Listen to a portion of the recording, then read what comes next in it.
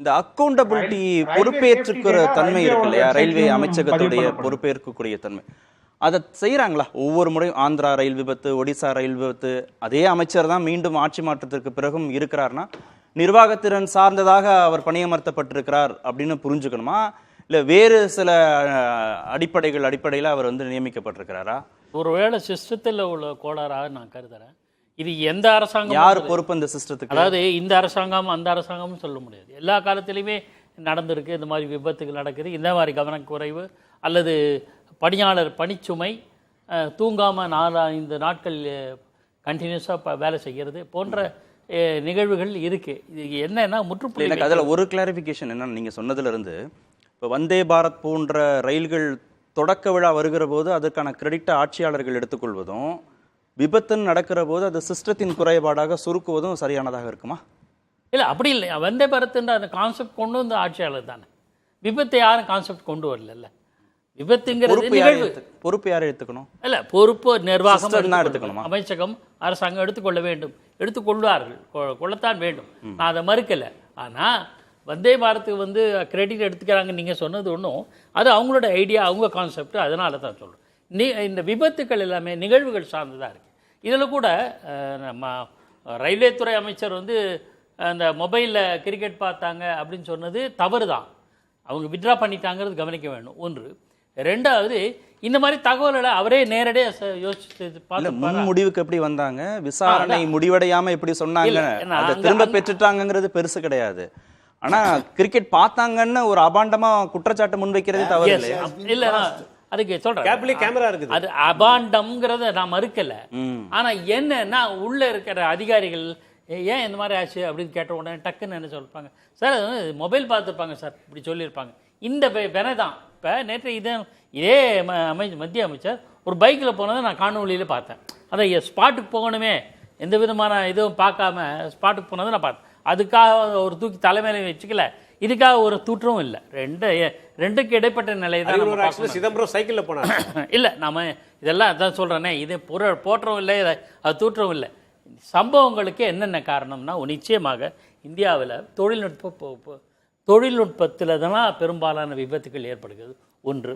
பணியாளரோட பணிச்சுமை என்பது மிகப்பெரிய காரணம். இது மட்டும் இல்லை, சாலை விபத்து. நண்பர்கள் சார்லாம் சொன்னாங்க ரயில்வே விபத்தை பற்றி.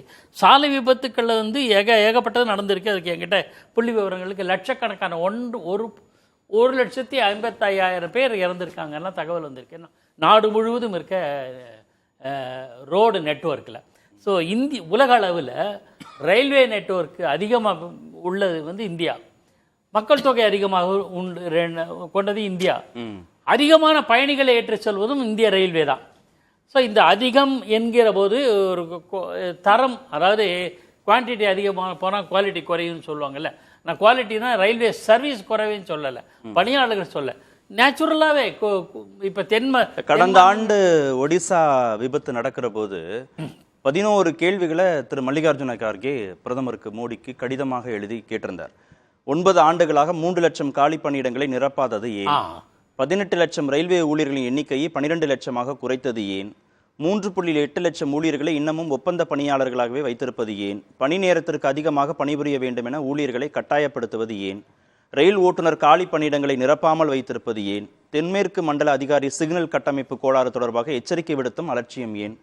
ரயில்வே பாதுகாப்பு ஆணையத்தை பலப்படுத்தாமல் இருப்பது ஏன்? இப்படின்னு நிறைய 11 கேள்விகளை கேட்டிருக்காரு. ஒடிசா ரயில் விபத்துக்கு காரணமானவர்களை தண்டிக்காமல் திசை திருப்புவது ஏன் அப்படின்னு கூட கேட்டிருக்காரு. சிபிஐட்ட ஒப்படைக்காமல் இருப்பது ஏன்லாம் கேட்கிறார். இந்த கேள்விகள் எல்லாமே நாம் இப்போ 1 வருஷம் கழிச்சு இதே மாசத்துல நம்ம பேசுகிறோம்.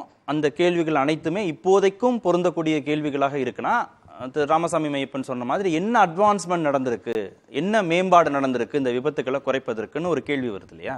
அது ஒடிசா விபத்து எப்போ நடந்தது? ஜூன் 2, 2023. போன வருஷம். ஓராண்டு தான். இப்போ புதிதாக இந்த பதவி ஏற்று இந்த அரசாங்கம்னா, அதே நரேந்திர மோடி, அதே ரயில்வே துறை அமைச்சராக இருந்தாலும் புதிய அரசுங்கிற முறையில் அவங்களுக்கு ஒரு காத்திருப்போம். இந்த ஒரு பாடத்திலே வந்து நம்ம 2 விபத்து நேர்ந்து மிகப்பெரிய இழப்பு வந்திருக்கு. இந்த பாடத்திலிருந்து கற்றுக்கொள்கிறார்கள் என்று பார்க்கிறோம். ஒடிசால கத்துக்கல, ஆந்திரால கத்துக்கல, இனிமே மேற்கு வங்கத்துல கத்துப்பாங்கன்றீங்க. வெயிட் பண்ணி பார்ப்போம். அதுதான். அதுக்கப்புறம் நம்ம வந்து விமர்சிக்கலாம்.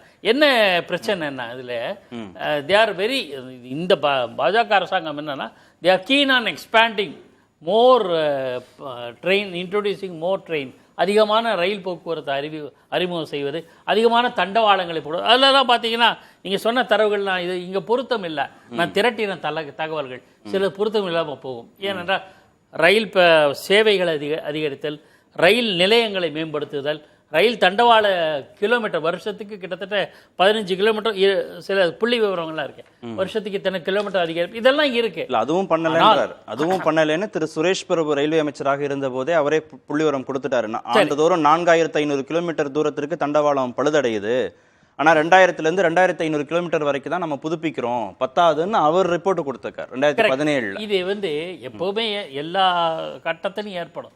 இங்க வந்து நடைமுறையில் இருக்கிற கோளாறு தான், சிஸ்டத்தினுடைய பிரச்சனை.